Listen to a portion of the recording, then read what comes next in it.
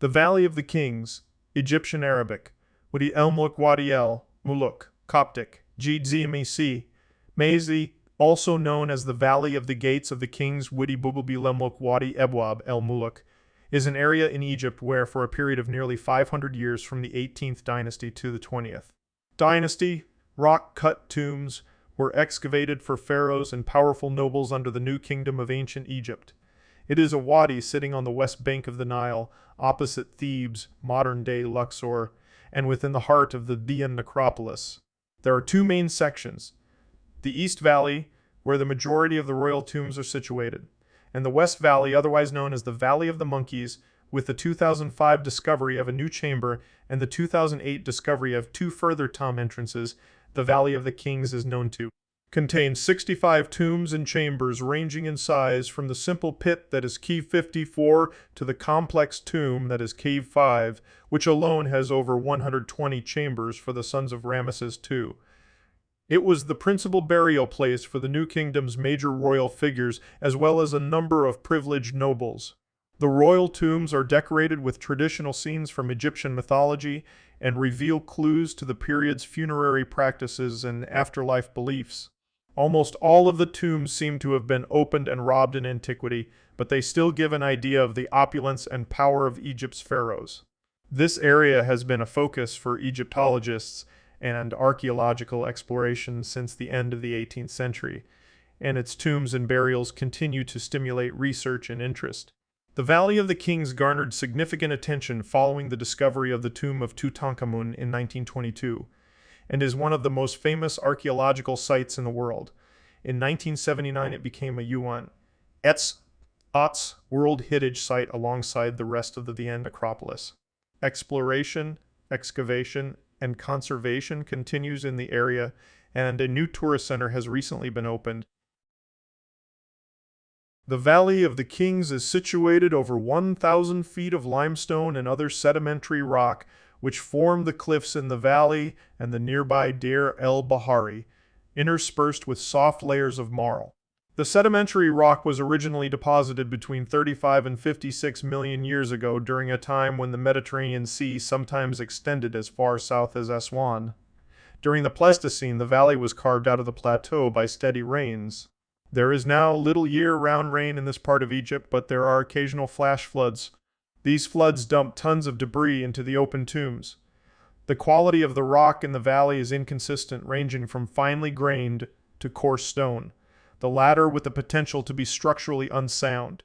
The occasional layer of shale also caused construction, and in modern times, conservation difficulties, as this rock expands in the presence of water, forcing apart the stones surrounding it. It is thought that some tombs were altered in shape and size depending on the types of rock the builders encountered. Builders took advantage of available geological features when constructing the tombs. Some tombs were quarried out of existing limestone clefts, others behind slopes of scree, and some were at the edge of rock spurs created by ancient flood channels. The problems of tomb construction can be seen with the tombs of Ramesses III and his father Setnekti. Setnekti started to excavate Kavavan but unintentionally broke into the tomb of Amenmesse, so construction was abandoned and he instead usurped the tomb of Tuzret Ka-14. When looking for a tomb, Ramesses III extended the partly excavated tomb started by his father. The tomb of Ramesses II returned to an early style with a bent axis, probably due to the quality of the rock being excavated following the Esna Shale. Between 1998 and 2002, the Amarna Royal Tombs Project investigated the valley floor using ground-penetrating radar and found that, below the modern surface, the valley's cliffs descend beneath the scree in a series of abrupt, natural shelves, arranged one below the other, descending several meters to the bedrock in the valley floor. The area of the Theban Hills is subject to infrequent, violent thunderstorms causing flash floods in the valley. Recent studies have shown that there are at least 7 active floodstream beds leading down into the central area of the valley. This central area appears to have been flooded at the end of the 18th Dynasty, with several tombs buried under meters of debris. The tombs Kev 55, Kev 62, and Kev 63 are dug into the actual wadi bedrock rather than the debris, showing that the level of the valley was 5 meters below its present level.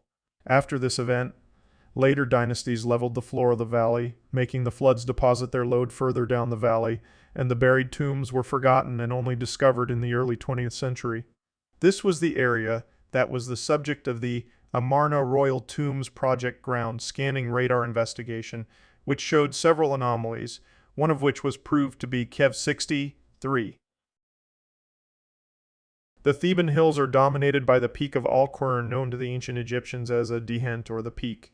It has a pyramid-shaped appearance, and it is probable that this echoed the pyramids of the Old Kingdom more than 1,000 years prior to the first royal burials carved here. Its isolated position also resulted in reduced access, and special tomb police, the Medjay, were able to guard the necropolis, while the iconic pyramid complex of the Giza Plateau have come to symbolize ancient Egypt. The majority of tombs were cut into rock. Most pyramids and mastabas contain sections which were cut into ground level, and there are full rock-cut tombs in Egypt that date back to the Old Kingdom. After the defeat of the Hyksos and the reunification of Egypt under Ahmasi, the Theban rulers began to construct elaborate tombs that reflected their newfound power. The tombs of Ahmose I and his son Amenhotep, their exact location remains unknown, were probably in the 17th Dynasty necropolis of Dre Abu al-Naga. The first royal tombs in the Valley of the Kings were those of Amenhotep I. Although this identification is also disputed, and Thutmose I, whose advisor Inini notes in his tomb that he advised the king to place his tomb in the desolate valley, the identity of this actual tomb is unclear, but it is probably Kev 20 or Cave 38. I saw to the excavation of the rock tomb of His Majesty alone, no one seeing, no one hearing. The valley was used for primary burials from approximately 1539 BC to 1075 BCE. It contains at least 63 tombs, beginning with Thutmose I, or possibly earlier during the reign of Amenhotep I, and ending with Ramesses X or XI, although non-royal burials continued in usurped tombs. Despite its name, the Valley of the Kings also contains the tombs of favorite nobles as well as the wives and children of both nobles and pharaohs. Therefore, only about 20 of the tombs actually contain the remains of kings. The remains of nobles and of the royal family, together with unmarked pits and embalming caches, make up the rest. Around the time of Ramesses I K 1301 BC, construction commenced in the separate Valley of the Queens. The official name for the site in ancient times was the great and majestic necropolis of the millions of years of the pharaoh. Life, strength, health in the west of the bees. See below for the hieroglyphic spelling, or te Sikhet Maat, Sikhet Maat, the great field. At the start of the 18th Dynasty, only kings were buried within the valley in large tombs. When a non-royal person was buried, it was in a small rock-cut chamber, close to the tomb of their master. Amenhotep III's tomb was constructed in the western valley, and while his son Akhenaten moved his tomb's construction to Amarna, it is thought that the unfinished OV-25 may have originally been intended for him. With the return to religious orthodoxy at the end of the 18th Dynasty, Tutankhamun I and Horemheb returned to the royal necropolis. The 19th and 20th dynasties saw an increase in the number of burials, both here and in the Valley of the Queens, with Ramesses II and later. Ramesses III, each constructing a massive tomb used for the burial of their sons, Cave 5 and Cave 3 respectively. There are some kings that are not buried within the valley or whose tomb has not been located. Thutmose II may have been buried in Dra Abu el-Naga, although his mummy was in the Deir el-Bahari tomb cache. Smenkhkare's burial has never been located, and Ramesses VIII seems to have been buried elsewhere. In the Pyramid Age, the pyramid tomb of a king was associated with a mortuary temple located close to the pyramid. Since the tombs of the kings in the Valley of the Kings were hidden, the kings' mortuary temples were located away from their burial sites, closer to the cultivation facing the bees. These mortuary temples became places visited during the various festivals held in the Theban necropolis. Most notable is the beautiful festival of the valley, where the sacred Barques of Amun, Rai, his consort Mut and son Khonsu, left the temple at Karnak in order to visit the funerary temples of deceased kings on the West Bank and their shrines in the Necropolis. The tombs were constructed and decorated by the workers of the village of Deir el-Medina, located in a small wadi between this valley and the Valley of the Queens, facing Thebes. The workers journeyed to the tombs through various routes over the Theban hills. The daily lives of these workers are quite well known due to their being recorded in tombs and official documents. Amongst the events documented is perhaps the first recorded workers' strike, detailed in the Turin Strike Papyrus. The valley has been a major focus of modern Egyptological exploration for the last 2 centuries. Prior to this time, it was a site for tourism in antiquity, especially during Roman times. The area illustrates the changes in the study of ancient Egypt, starting as antiquity hunting and ending as scientific excavation of the whole Theban necropolis. Despite the exploration and investigation noted below, only 11 of the tombs have actually been completely recorded. Many of the tombs have graffiti written by those ancient tourists. Jules Baillet has located over 100 Greek and Latin instances of graffiti, along with a smaller number in Phoenician, Cypriot, Lycian, Coptic, and other languages.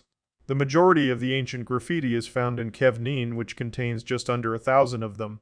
The earliest positively dated graffiti dates to 278 BCE. In 1799, members of Napoleon's expedition to Egypt, especially Vivant Denon, drew maps and plans of the known tombs, and for the first time noted the Western Valley, where Prosper Jolas and Edward de Villiers du Turge located the tomb of Amenhotep III, W22. The Description de Egypte contains 2 volumes, out of a total of 24, on the area around Thebes. European exploration continued in the area around Thebes during the 19th century. Early in the century, the area was visited by Giovanni Belzoni, working for Henry Salt, who discovered several tombs, including those of A in the West Valley, Vod 23 in 1816, and Seti I, Ikive 17, the following year. At the end of his visits, Belzoni declared that all of the tombs had been located and nothing of note remained to be found. Working at the same time was Bernardino Drovetti, the French consul general and a great rival of Belzoni and Salt. John Gardner Wilkinson, who lived in Egypt from 1821 to 1832, copied many of the inscriptions and artwork in the tombs that were open at the time. The decipherment of hieroglyphs, though still incomplete during Wilkinson's stay in the valley, enabled him to assemble a chronology of New Kingdom rulers based on the inscriptions in the tombs. He also established the system of tomb numbering that has been in use, with additions ever since. The second half of the century saw a more concerted effort to preserve, rather than simply gather, antiquities. Auguste de Mariette's Egyptian Antiquities Service started to explore the valley, first with Eugene Lefebvre in 1883, then Jules Baillet and Georges Benedict in early 1888, and finally Victor Loret in 1898 to 1898 to 1899. Loret added a further 16 tombs to the list, and explored several tombs that had already been discovered. During this time, Georges Darcy explored Kiev 9.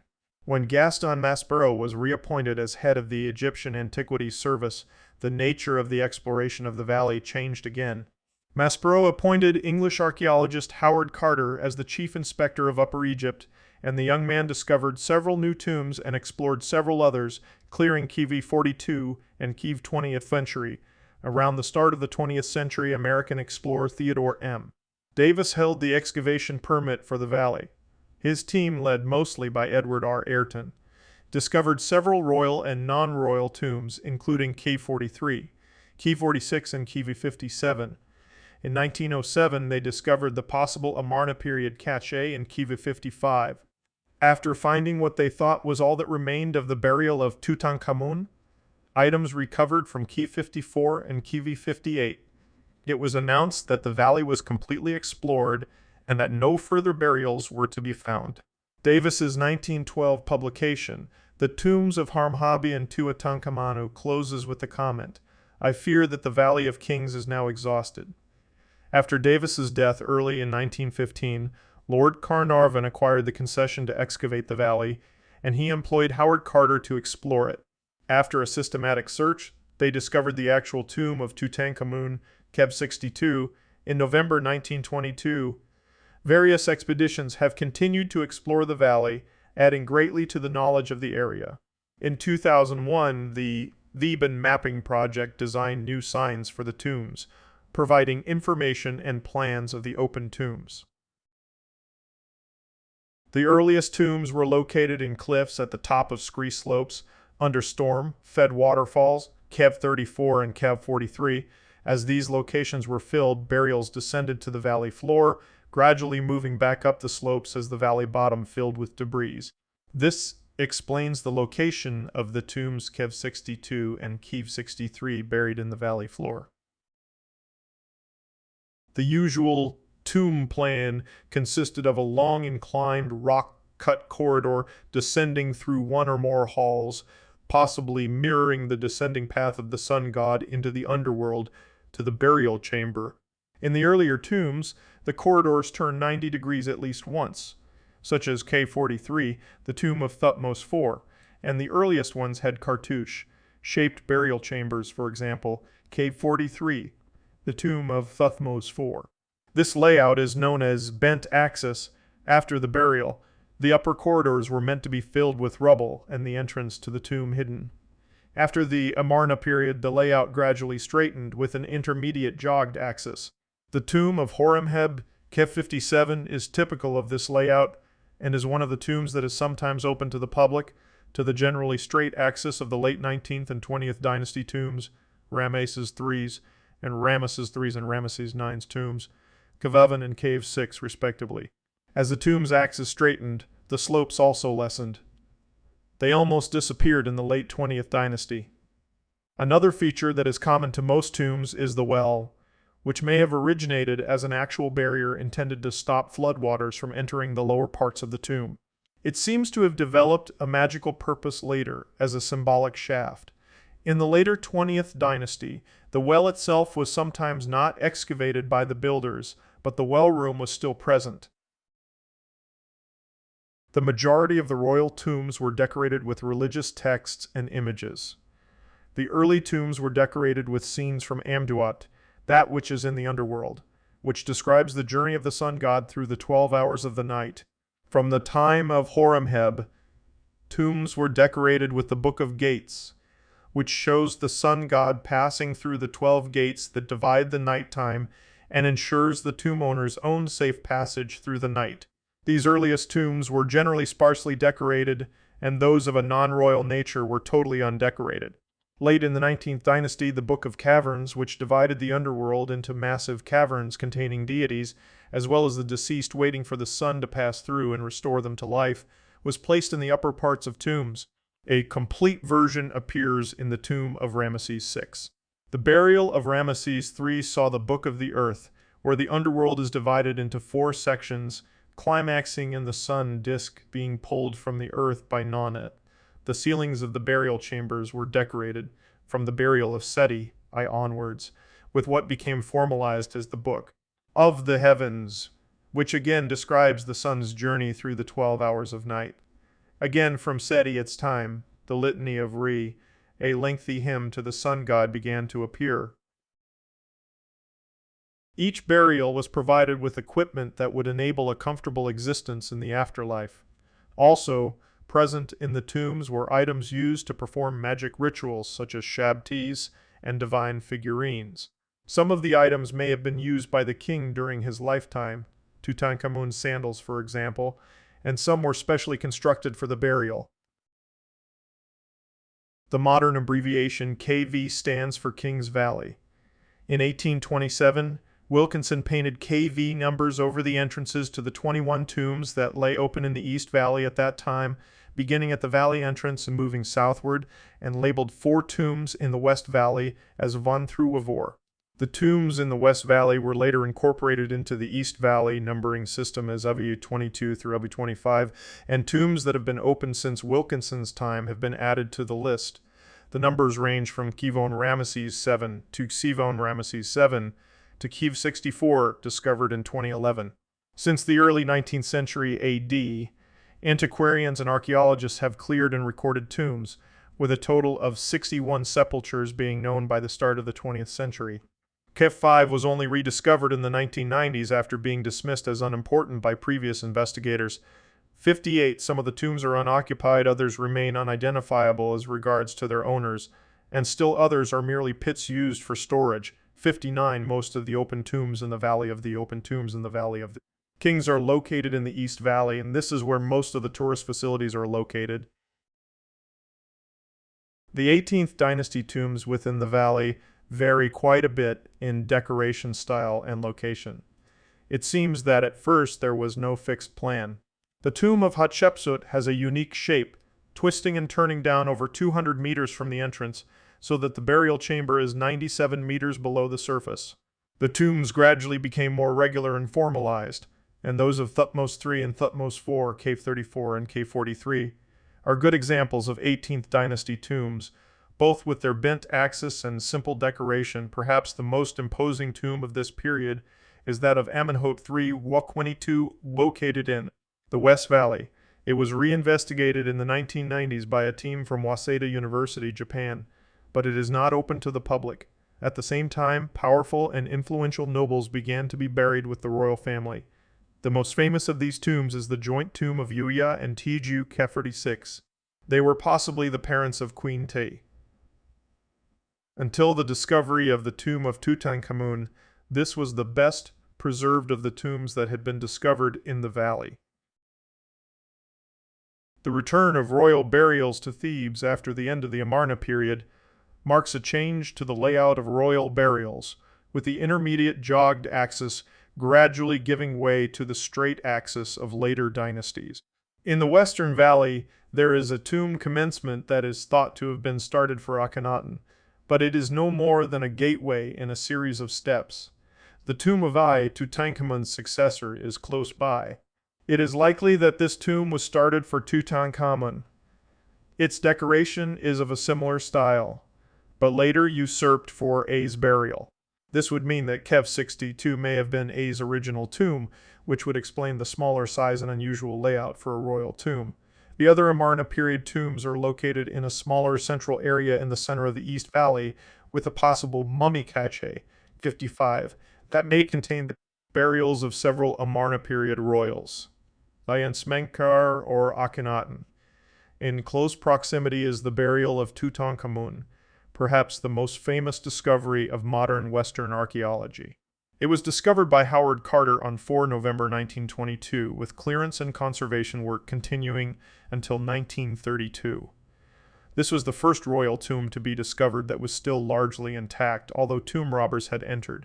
Until the excavation of Kev 63 on 10 March 2005, it was considered the last major discovery in the valley. The opulence of his grave goods notwithstanding, Tutankhamun was a relatively minor king, and other burials probably had more numerous treasures. In the same central area as Kev 62 and Kev 62 and Kev 64, a radar anomaly believed to be a tomb or chamber announced on 28 July 2006. It was not an official designation, and the actual existence of a tomb at all was dismissed by the Supreme Council of Antiquities prior to finally excavating and describing it during 2011-2012. The nearby tomb of Horemheb, Kev 57, is rarely open to visitors, but it has many unique features and is extensively decorated. The decoration shows a transition from the pre-Amarna tombs to those of the 19th Dynasty tombs that followed. The 19th Dynasty saw a further standardization of tomb layout and decoration. The tomb of the first king of the dynasty, Ramesses I, was hurriedly finished due to the early death of the king and is little more than a truncated descending corridor and a burial chamber. However, Kev 16 has vibrant decoration and still contains the sarcophagus of the king. Its central location makes it one of the more frequently visited tombs. It shows the development of the tomb entrance and passage and of decoration. His son and successor Sidia's tomb Kev 17, also known as Belzoni's tomb, the tomb of Apis, or the tomb of Samus, son of Necho, is usually regarded as the finest tomb in the valley. It has extensive relief work and paintings. When it was rediscovered by Belzoni in 1817, he referred to it as a fortunate day. The son of Seti, Ramesses II, Ramesses the Great constructed a massive tomb, Kev 7, but it is in a ruinous state. It is currently undergoing excavation and conservation by a Franco-Egyptian team led by Christian Leblanc. The tomb is vast in size, about the same length, and a larger area of the tomb of his father. At the same time, and just opposite his own tomb, Ramesses enlarged the earlier small tomb of an unknown 18th Dynasty noble, Kov 5, for his numerous sons. With 120 known rooms and excavation work still underway, it is probably the largest tomb in the valley, originally opened and robbed. In antiquity, it is a low-lying structure that has been particularly prone to the flash floods that sometimes hit the area. Tons of debris and material has washed in over the centuries, ultimately concealing its vast size. It is not currently open to the public. Ramesses II's son and eventual successor, Merinptah's tomb, has been open since antiquity. It extends 160 meters, ending in a burial chamber that once contained a set of 4 nested sarcophagi. Well decorated, it is typically open to the public most years. The last kings of the dynasty also constructed tombs in the valley, all of which follow the same general pattern of layout and decoration. Notable amongst these is the tomb of Siptah, which is well decorated, especially the ceiling. The first ruler of the dynasty, Setnekhte, had 2 tombs constructed for himself. He started excavating the eventual tomb of his son Ramesses III, but abandoned that dig when it unintentionally broke into another tomb. He then usurped and completed the tomb of the 19th Dynasty female pharaoh, Tuzret, Kev 14. Therefore, this tomb has 2 burial chambers, the later extensions making this one of the largest of the royal tombs, at over 150 meters. The tomb of Ramesses III, Kev 11, known as Bruce's tomb or the Harper's tomb due to its decoration, is one of the largest tombs in the valley and is open to the public.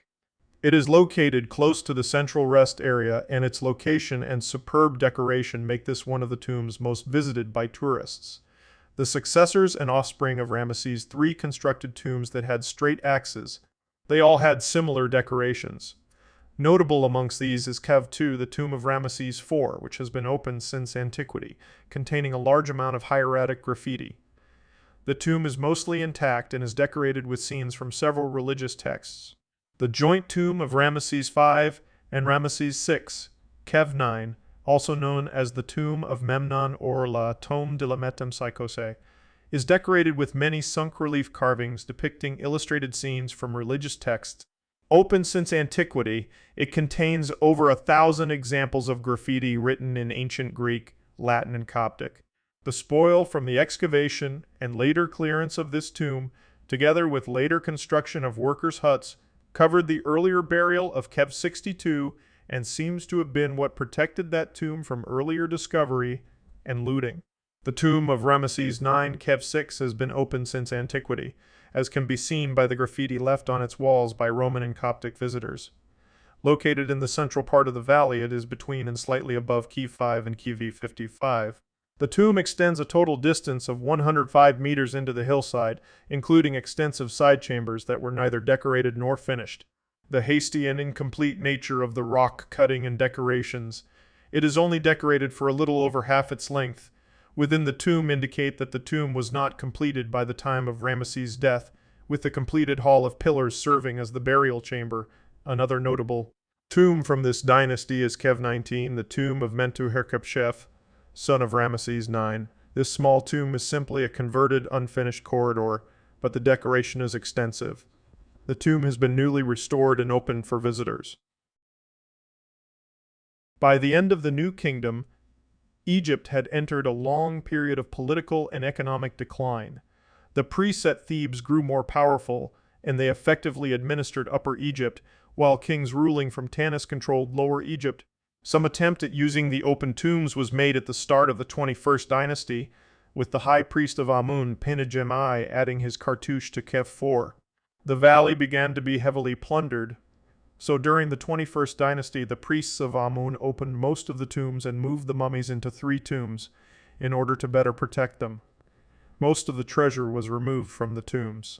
Most of these were later moved to a single cache near Deir el-Bahari, known as T320. Located in the cliffs overlooking the mortuary temple of Hatshepsut, this mass burial contained a large number of royal mummies. They were found in a great state of disorder, many placed in others' coffins, and several are still unidentified. Other mummies were moved to the tomb of Amenhotep II, where over a dozen mummies, many of them royal, were later relocated. During the later Third Intermediate Period and later periods, intrusive burials were introduced into many of the open tombs.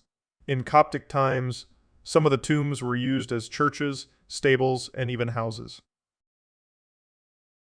The majority of the 65 numbered tombs in the Valley of the Kings can be considered as minor tombs, either because at present they have yielded little information or because the results of their investigations were only poorly recorded by their explorers. Some have received very little attention or were only cursorily noted. Most of these tombs are small, often consisting of only a single burial chamber accessed by a shaft or staircase with a corridor or a series of corridors leading to the chamber. Nonetheless, some are larger, multiple-chambered tombs. These minor tombs serve various purposes. Some were intended for burials of lesser royalty or private burials, some contained animal burials, and others apparently never received a primary burial. In many cases, these tombs also serve secondary functions, and later intrusive material has been found related to these secondary activities. While some of these tombs have been open since antiquity, the majority were discovered in the 19th and early 20th centuries during the height of exploration in the valley. Almost all tombs throughout Egypt have been robbed. Several papyri have been found that describe the trials of tomb robbers. These date mostly from the late 20th Dynasty. One of these, Papyrus Meyer B, describes the robbery of the tomb of Ramesses VI and was probably written during year 8 or 9 of Ramesses X, around 1118 BCE. The foreigner Nesimon took us up and showed us the tomb of King Ramesses VI, and I spent 4 days breaking into it, we being present all 5. We opened the tomb and entered it. We found a cauldron of bronze, 3 washbowls of bronze, a bronze, 3 washbowls of bronze. Confessing to their crimes, the thief goes on to add that a small quarrel arose amongst the robbers when it came to equally dividing the spoils collected from the tomb. Tombs were filled with valuables, therefore a prime motivation to rob them. Thieves often looted the chambers and bodies of mummies and took with them precious metals and stones, the most common gold and silver, linens and ointments or unguents. Often tombs were robbed when they were still fresh because many of the valuables buried with the mummies were perishable. The valley also seems to have suffered an official plundering during the virtual civil war, which started during the reign of Ramesses X. The tombs were opened, all the valuables were removed, and the mummies were collected into 2 large caches. One in the tomb of Amenhotep II contained 16 mummies, and others were hidden within Amenhotep's tomb. A few years later, most of them were moved to the Deir el-Bahari cache, containing no fewer than 40 royal mummies and their coffins. Only tombs whose locations were lost, Kev 62, Kev 63, and K46, although both Kev 62 and K46 were robbed soon after their actual closure, were undisturbed during this period. The oldest of the 7 wonders of the world, the Pyramid of Giza, was built by King Khufu, the most powerful ruler of the Old Kingdom. In this largest of the pyramids, a system of tunnels was put in place to deter thieves from robbing the tomb. Sources suggest that until the 9th century AD, the pyramid remained sealed and untouched by robbers. However, these intruders also imply that once in the king's chamber, they saw the mummy had been taken and the sarcophagus opened. Tombs were ransacked for their valuables, but also for their original primary purpose. Once robbed, an empty tomb could be used as a burial place for another mummy, which is exactly what happened in the smallest of the pyramids of Giza. Most of the tombs are not open to the public. 18 of the tombs can be opened, but they are rarely open at the same time, and officials occasionally close those that are open for restoration work. The number of visitors to Kev 62 has led to a separate charge for entry into the tomb. The West Valley has only one open tomb, that of A, and a separate ticket is needed to visit this tomb. The tour guides are no longer allowed to lecture inside the tombs, and visitors are expected to proceed quietly and in single file through the tombs. This is to minimize time in the tombs and prevent the crowds from damaging the surfaces of the decoration. In 1997, 58 tourists and 4 Egyptians were massacred at nearby Deir el-Bahari by Islamist militants from Al-Gama al-Islamiyah. This led to an overall drop in tourism in the area. On most days of the week, an average of 4,000 to 5,000 tourists visit the main valley. The West Valley is much less visited, as there is only one tomb that is open to the public.